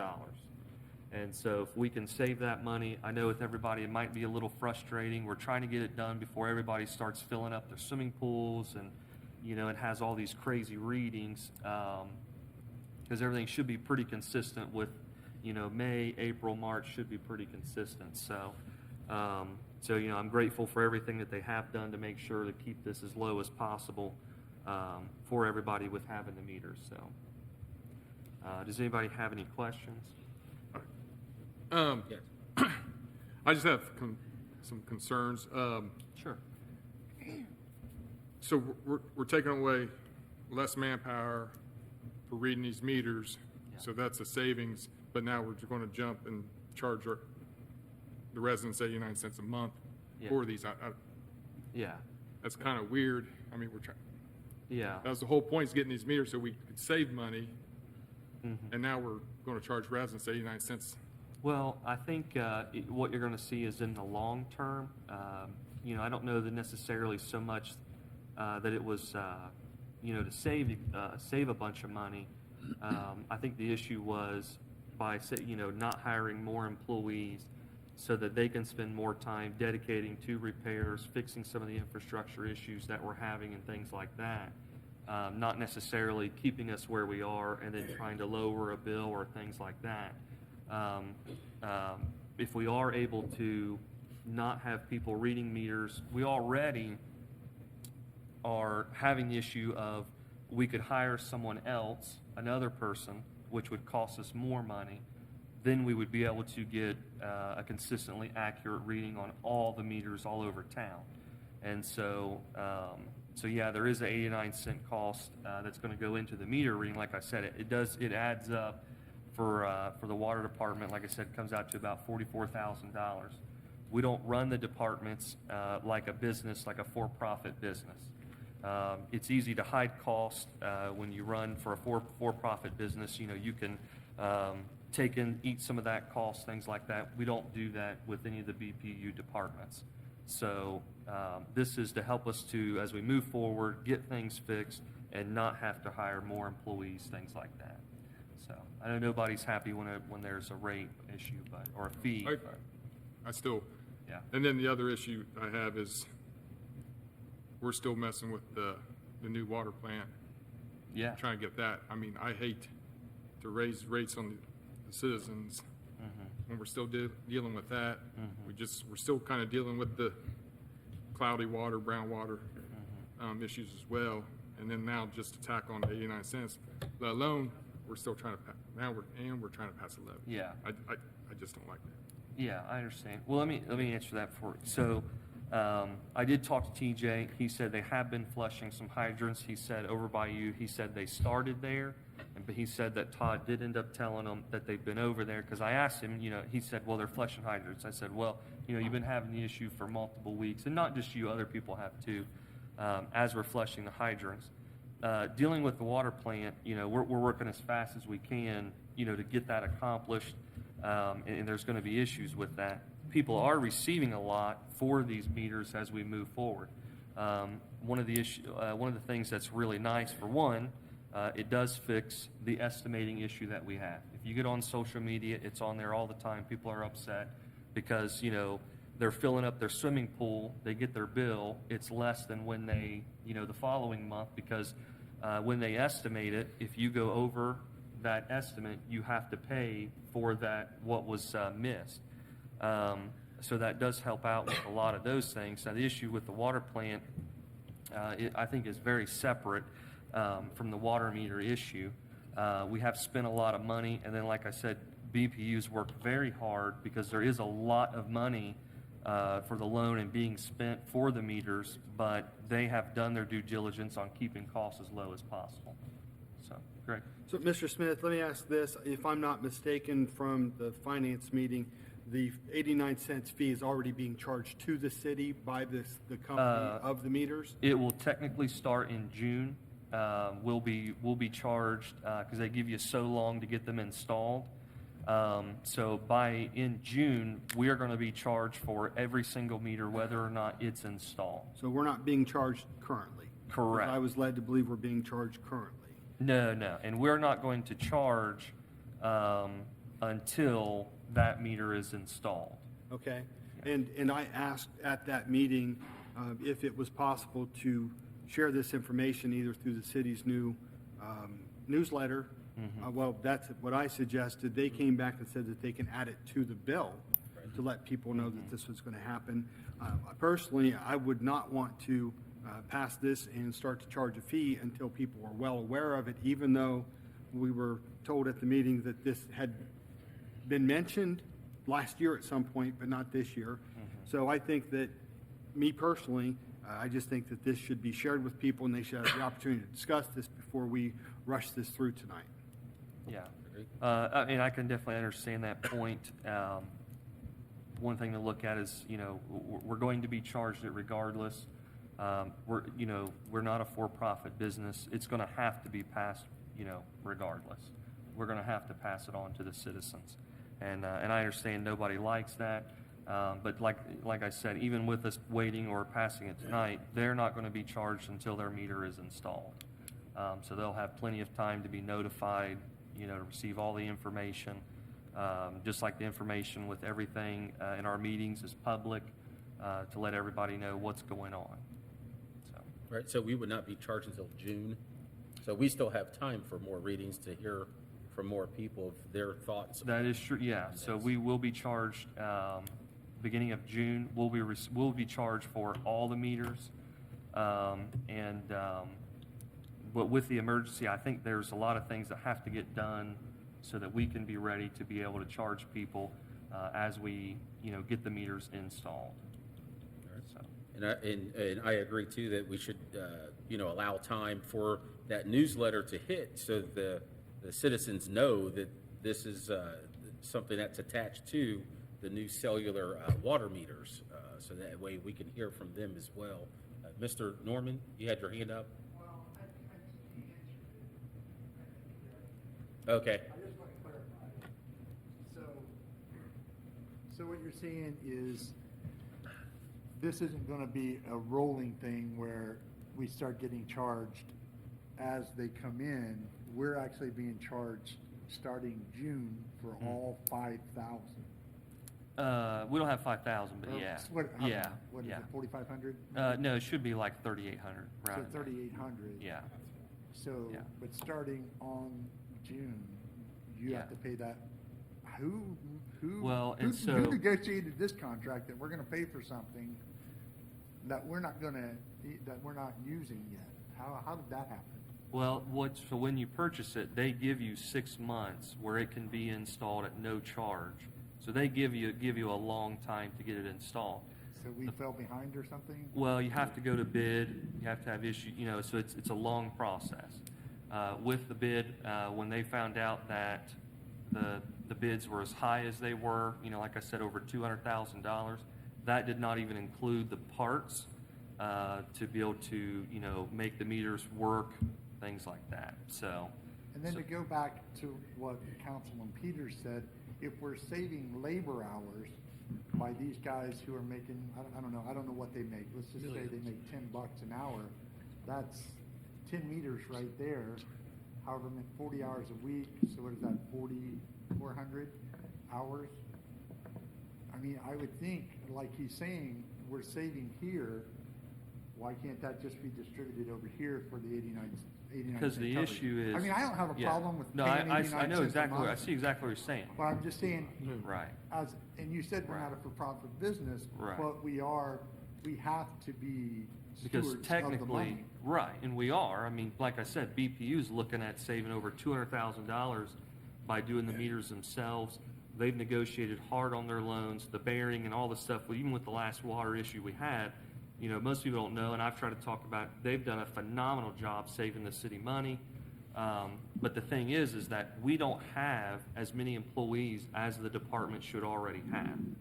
So that's how we end up saving money, because it is going to run more efficiently. We're not going to be estimating, and we're not going to have to hire more people in the future, which does end up saving us money. Now, if the department was running with 3, I don't know, just to be safe, 2 more employees, then yeah, we would be able to we'd be able to terminate one of those employees, something like that, to try to absorb that cost. But when you're already running below where you should be, you don't have that ability. I got you. Yeah. Thank you. Thank you. All right, thank you. And just to add to that, there was a discussion, although it was finance, not Board of Public Utilities, but there was a discussion that down the road, we'll not need as many meter readers, because this will be done automatically. And we'll have to make a decision at that point, what do we want to do with the strength ordinance? Because it may very well be to the benefit of the city to keep that employee and have them pivot to some other Right. duties. Yeah. So, and with the issue of the time, and maybe I wasn't clear on this, so when you look at June, with the way the billing is, behind, so as they're installed, we have to think about that too, the 30 days being behind. So the longer we wait, the longer that we would be able to, before we would be charging the customer, so we're going to we'll end up incurring the cost. It is why it's an emergency. So if we wait, the longer we wait, the more as a city, we're going to incur a cost with the meters. Yes, Rex? You turn it off again? Right. The billing starts June, okay? We want, the newsletter don't go out until June, so that's too late to notify them in the newsletter. We said we could put it on their bill. Their May bill goes out the 1st of May. So we have to have this passed so we know that we can put it on the bill to notify the customers that in June we're going to charge them. If not, then we'll have to delay it a whole month, and we'll have to incur that month of charges for those meters. So that's the reason, that's the timing. Bills will be going out here in just a little over a week. And that's the part we don't think about, is That's that, correct. it's a month behind. Yeah. So. Any further discussion? Well, I would, if we're going to put the note on, Mr. Smith as our representative to the BPU, if we're going to put that on, then I would also hope that they put on that they're going to estimate in May, so they Yes. can, Yeah. you know, everybody's going to get an estimated bill because we're going to concentrate on this. And Yeah. it's just giving people that information that, may, you know, quite honestly, this might be a little late now, but, you know, it's here now. Technically, BPU could still change their mind, and they could, but I don't think they will. I talked to Marcus. So my plan is, you know, if we can put the note in there that, hey, we're gonna be estimating as much as possible to save as much money as possible, and then I'm gonna ask administration, put it on the government pages, get it all over social media, so that way everybody will know what's going on. And I think most people are gonna respect that and appreciate that, you know, we're trying to save over $200,000. So yeah, your bill's gonna be a little funny. We're trying to give you an extra time that if it's lower than, you know, if you end up using more water the next month and it's less or more or however it works out, that way everybody knows what's going on. BPU's trying to save a lot of money. The ones that have been installed so far have all been done by our guys. And so, you know, there's no reason to suspect that we'll have an issue. I talked to TJ, you know, a month is, you know, it's going to be pushing it. I mean, that's going to be hard for them to do, and they're going to have to, you know, really go at it. But he seemed pretty confident that a month will put them very close to having them all done. So it might be some stragglers over into the next month, but we can go back to, you know, once you get a large amount installed, you don't have to go back and read those. So you can continue, which is the whole, you know, is kind of the benefit of having these meters, is that we don't have to hire more people, because once you get a large chunk of the meters installed, you know, you can finish reading the whatever's left over that has not been changed out. It's not going to take as much time, and then these guys can go over and still be installing meters to finish up the process. You know, really bringing us up to where we need to be. Remind you guys, one of the things that's nice about these meters is that if you have a leak in your house, the water office can actually be notified and can actually call you up and say, hey, you know, something's going on at your house. You're receiving, you know, you're going through more water than what you normally do. You may possibly have a toilet or an issue like that to help citizens out. So. All right, any further discussion? Yes. When I read that about, was it 78 cents? Right now, it's at 89 cents. Okay. It could vary a little bit. It'll depend on the final number of how many meters we install. Could go down a little bit, it may go up, but most likely it's only going to vary a few cents. Okay. When I read it somewhere, it may have been in your, did you mention it in your Yeah. post? Yeah. I was also thinking, well, wait a minute, you're not going to have people reading the meters. Yeah. And you're saying, I guess I just want to clarify, you're saying those people will keep their jobs and possibly Yes. move. You might want to emphasize that, because Yeah. I was thinking, oh, wait a minute here.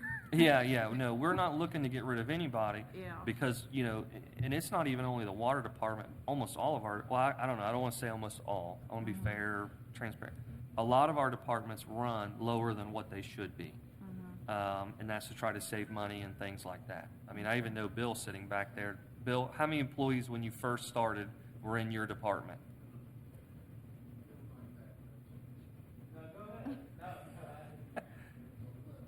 $11. How many's in your department now? 7. Yeah, so the water department's the exact same. So we run these departments, you know, as tight as possible, just to try to save money, keep bills as low as they can. And BPU really has done a really good job saving money and trying to find ways, you know, to cut costs and things like that. So that's why we're not, you know, we're not going to be able to lower bills, but this will hopefully keep us in the future from seeing increases, because we're not going to be continue to hire employees and things like that. So.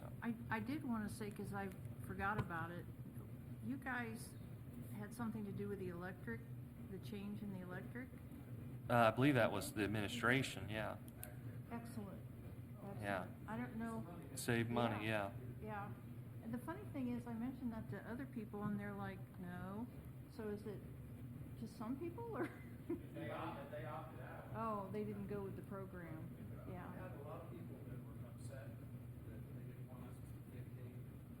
Oh, yeah, yeah. Oh, Yeah. save money, yeah. Well, I wasn't sure either, but I thought, well, if the city is doing it, I hardly believe they're gonna go wrong. You have the, Yeah, Yeah, so we had that locked in for 4 years after that. Oh, Yeah. thank that's you. good to know. Thank you. I appreciate that. All right. So, does anyone have any other questions? I don't want to rush anything. Okay. I would like to make a motion that we suspend the 3 reading rule for 13622. Second. All right, we have a motion and a second for suspension. Clerk, please take the roll call. Stahl? Stall. Stahl? Yes, I'm sorry. Smith? Yes. Eads? No. Peters? No. Robinson? Yes. Hayes? Yes. Hitt? Yes. All right, it has not suspended, so that will stay on until our next meeting. Ordinance 13722, a motion to read by title or number. So moved. All right. Clerk, please read the ordinance. Ordinance 13722, sponsored by John Stahl, an ordinance for strength on job descriptions. I've asked the chief to come up and explain some of that for us.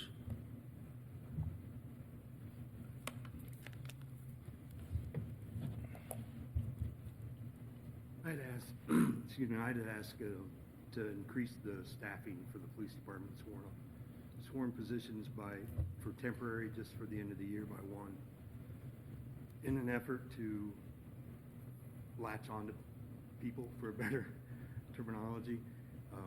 Even though Mr. Eads mentioned in the meeting, you have a eligibility list created by civil service testing, and that list is good for extended time or can be extended.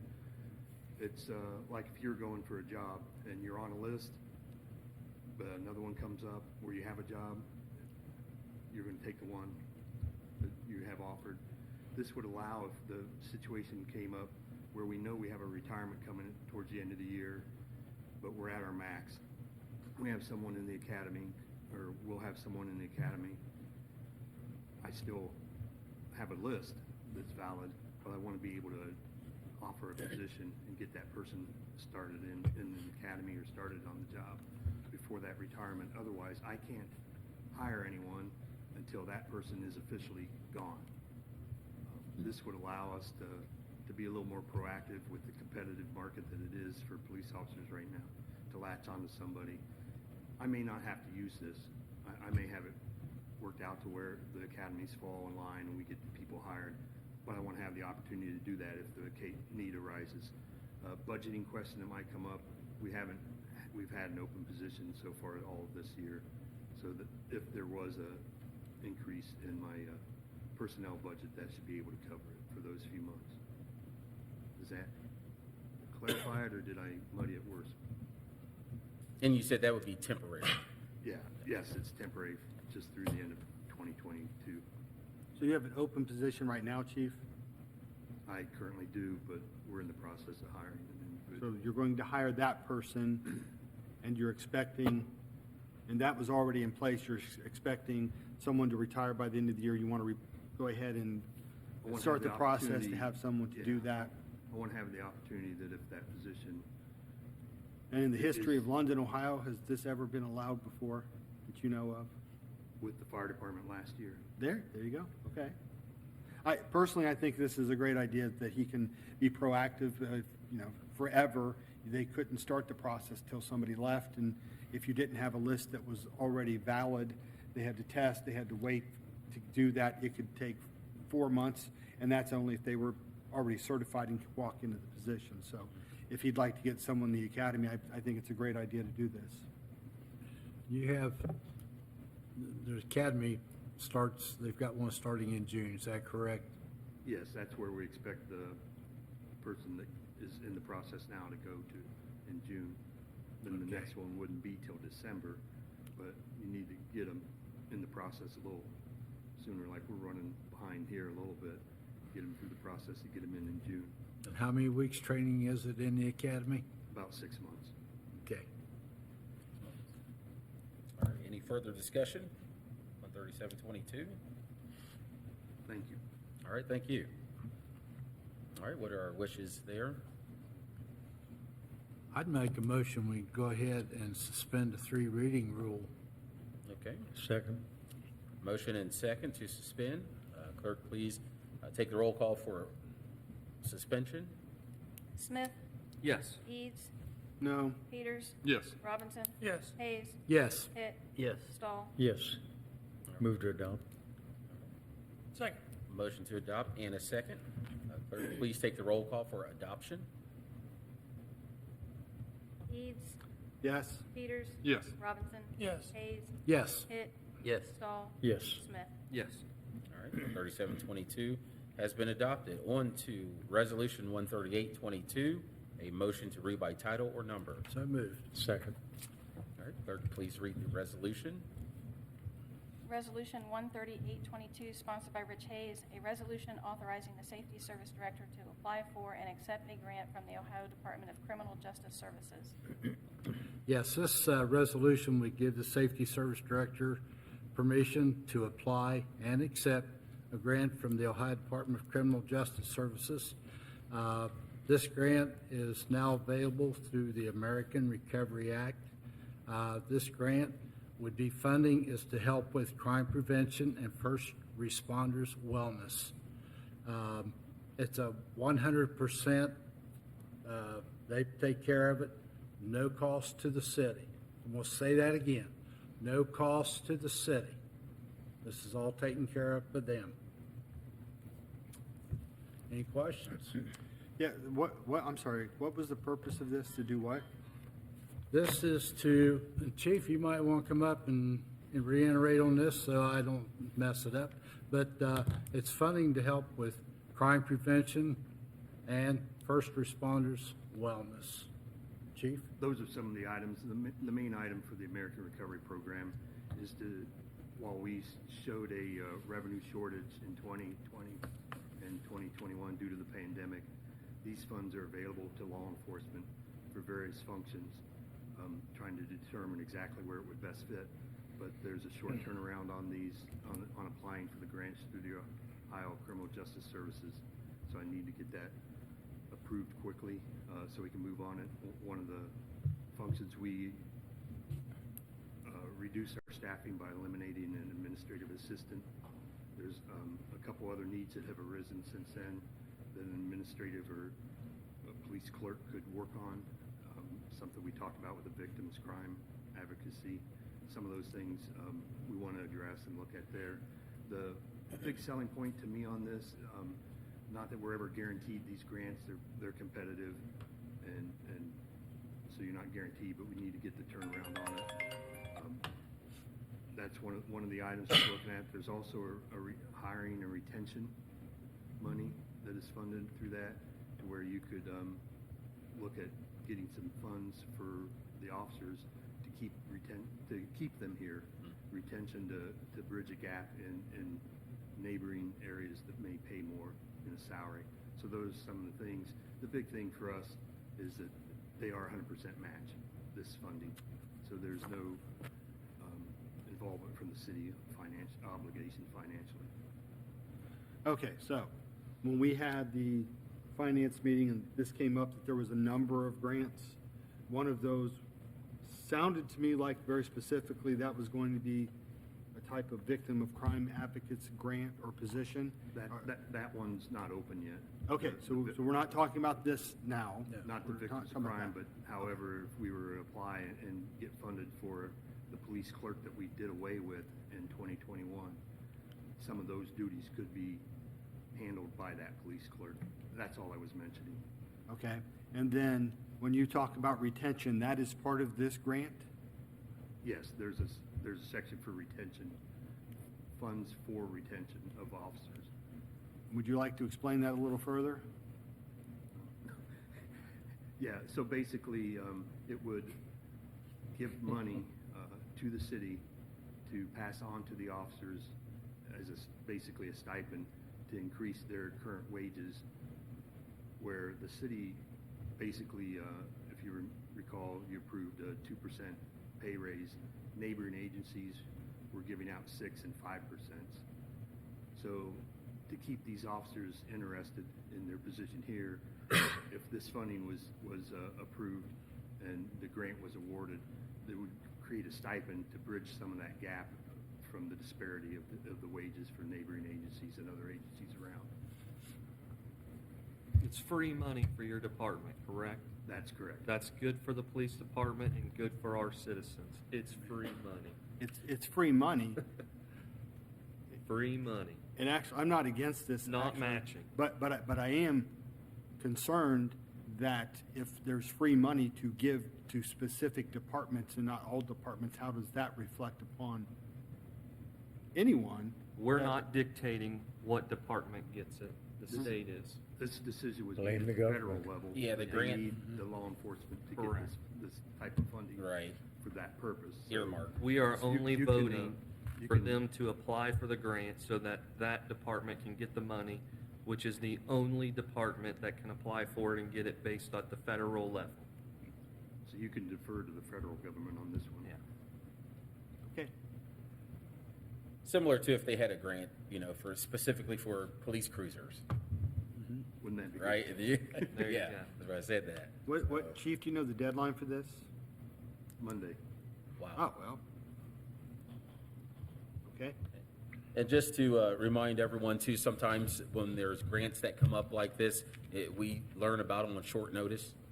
So they have really quick deadlines and we want to get on that and not miss out. This on- one is the first of, there may be more down the road. but Okay. This was the first one. It had a short window, April 4th to April 25th. Oh, wow. Okay. All right, thank you. Thank you.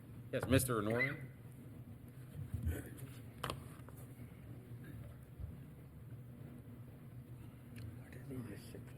It made me think. So you said you could use the money for retention, and he was talking about other cities giving 6% where we only gave 2%. So this is a one-time grant, correct? It's a one-time payout. So my question is, if you give the officer that however amount of money to come up to the other areas around us, that one time it's being paid for by this grant, but do we continue to pay them that increase on the next year's budget? Then it becomes, we have to work that into the budget. You see what I'm saying? Yeah, so what you're saying is this going to become something permanent? So if we use these grant dollars to kind of supplement and to give kind of an incentive for our current police officers, are we going to continue that? That would have to change the pay permanently for police officers, which is not what we're discussing.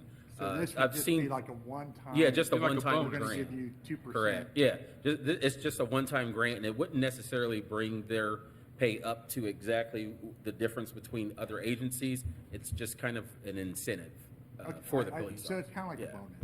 Exactly, and you can it's a use it one- for it's a that one-time deal. because it's earmarked for that purpose. Okay, my concern was Yeah. just the way it sounded. It sounded like it was going to be used to bring them up to the other agencies. No, it's And then just- once- it's a once they get one-time deal. used to living that way. Yeah, one-time yeah, grant. keep that up. Okay, thank you. Thank you. All right, any other questions? All right, what are our Since- wishes there? Since we're on a time schedule, I make a motion that we suspend the 3 reading rule. Second. All right, first and second. Clerk, please take the roll call for suspension. Peters, Yes. Robinson, Yes. Hayes. Yes. Hitt. Yes. Stahl. Yes. Smith. Yes. Eads. Yes. All right, Make a motion to adopt it. Second. all right, have a motion and a second to adopt. Clerk, please take the roll call for adoption.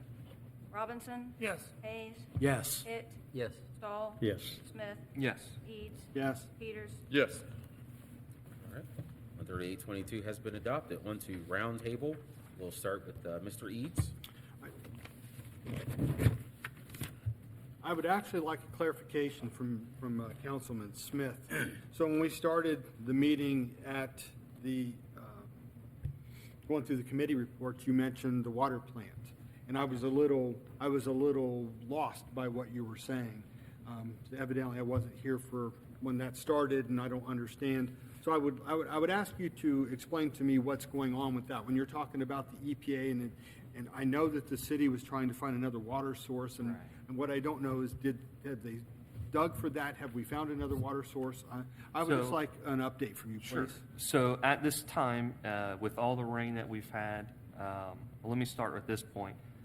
So we have maps with aquifers and underground rivers, things like that. And so we've been looking at different properties.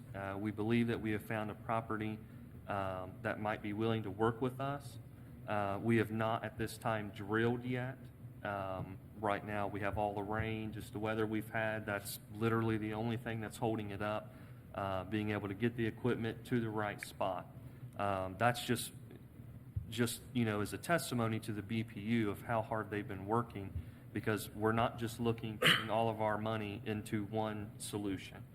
They're looking into that solution. The other one issue is we did the pilot testing using bacteria and some different types of filters to be able to hold to remove the ammonia. And so through that pilot test, we know that will work. We've, the last couple of years been working very hard on it, but with COVID, things like that, COVID restrictions, they didn't want to send us equipment. We had the current administration, we had our council president making phone calls to the federal EPA to hurry them along, because they are not in a hurry. So we were supposed to, so we went through the pilot testing. We see that it is a feasible option, a way to go. But we have to have their report, because the next step would be to get an engineer to come in, look at that report, and then tell us, how do we build at that water plant? We can't get an engineer involved until we have that report. And I'm assuming it's not as simple as, just sending an email and saying, hey, here's all your numbers. I'm sure there's a lot of information they have to put into it. So what I did was I got the phone number from TJ. We were supposed to have had this report all the way back in October. They still have not got it to us. The BPU has been calling. They've been calling, getting after them, trying to hurry them along. I've been calling. They're not answering or returning my phone calls. If anyone in the city or other counselors would like to get involved in calling, that may be what it takes. Because as soon as we get that report, we can the BPU can sit down, the administration can sit down and say, do we want to get the engineer today? Hopefully drilling could possibly start as early as Thursday, if the weather continues to cooperate with us. And we do believe that could be financially a much better option. So.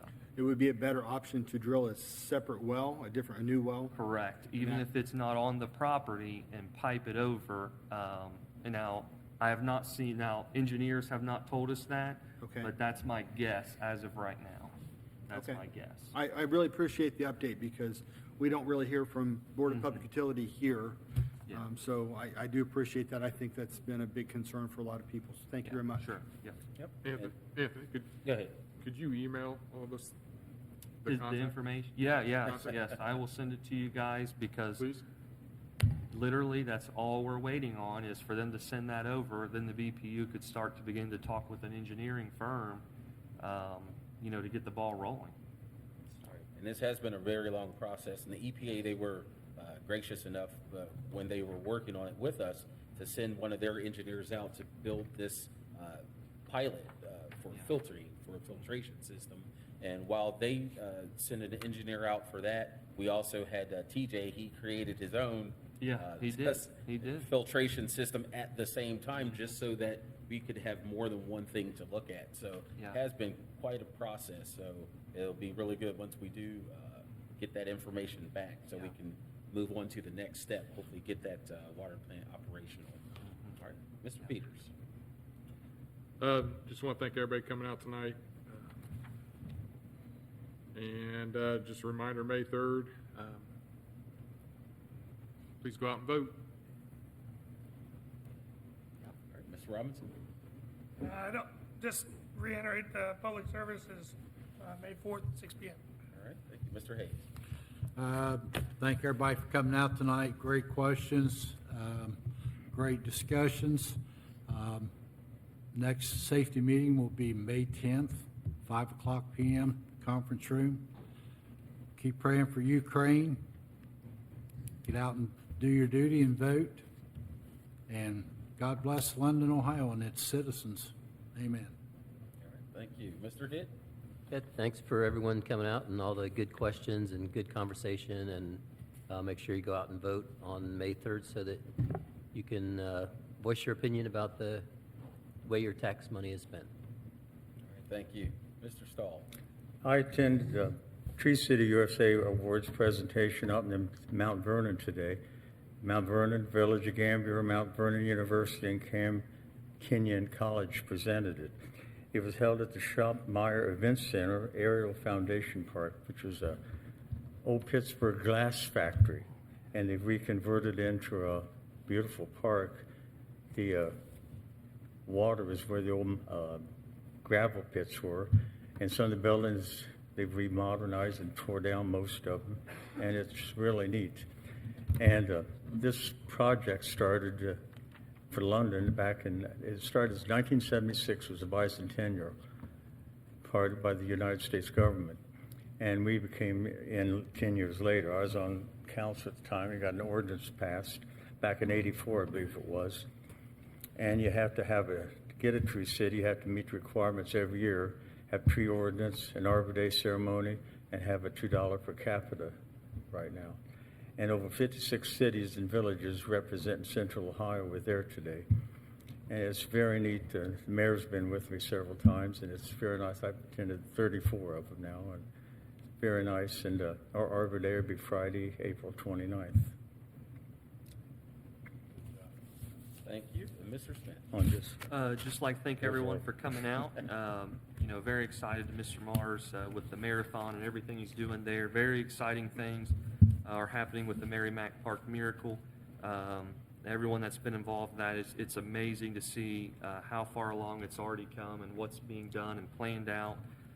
So excited to see the cameras, that stuff getting done and going up. Next BPU meeting will be April 28th at 6:30. May 7th, if you live in the Ward 3 or you know someone that lives in Ward 3, please get them to come to this meeting. It's at 10 a.m. We're trying to apply, or not apply, we're going to apply, we're trying to win a grant for $750,000. To my surprise, some of that money can go toward storm drainage repairs, to sewer. There's some smaller park projects that are being talked about, sidewalks, things like that. But we have to win the grant first. So we can spend a lot of time looking at how we want to spend it, but we have to win it. One of the biggest indicators, or the biggest ways to win, is participation. So honestly, if you guys are available, bring your kids. I'm just teasing. Maybe not bring the kids, but May 7th at 10 a.m., the more people that are involved, there is a form. If you know someone in Ward 3 that has not filled that out, the participation and those forms being turned in, it's awarded by the state. That's the biggest way that we can win that. It's a free $750,000, no matching. We get the money. It is earmarked, has to go to those things, and then those projects, which will lead into other great things other projects being done that'll really help the Ward 3. None of the money's going to the Mary Mac Park Miracle, just in case anyone's wondering about that. None of that money will be going to them. They're not even eligible. But we have issues with sidewalks. We're going to have this beautiful park, and we have areas where there's not even sidewalks. So if a kid lives on certain streets, they have to walk in the street to get to Mary Mac. And this could literally be free sidewalks, depending on folks that are willing to cooperate, things like that. So that's all I have. All right, thank you. Also, I just want to remind everyone to please go out and vote on the 3rd. And for Pat, talk about the pool. In case the levy does not pass, because I'm really hearing a lot that people want to have a pool. I'd like to have a pool too. I think it may be prudent to take a look and see how much it would cost each citizen if there were a pool, because even though they may be willing to pay more if they're getting, if not having a pool is one of the reasons, say it doesn't pass, if it doesn't go through. So, it may be positive to take a look and see what it would cost to add a pool to that, because I think for myself, I'd like to have a pool, and I think the citizens of London are worth having a pool at the community center if that's what they want to build. So you never know. If they're getting more of what they want, they may be willing to pay more for that. Maybe they don't necessarily want to have it for free, but they do maybe want to have that added now versus later, and it may be something that they would vote for if they're getting more of what they want. Also, please pray for the people of Ukraine, and please pray for freedom. Now, motion to adjourn. Motion to adjourn.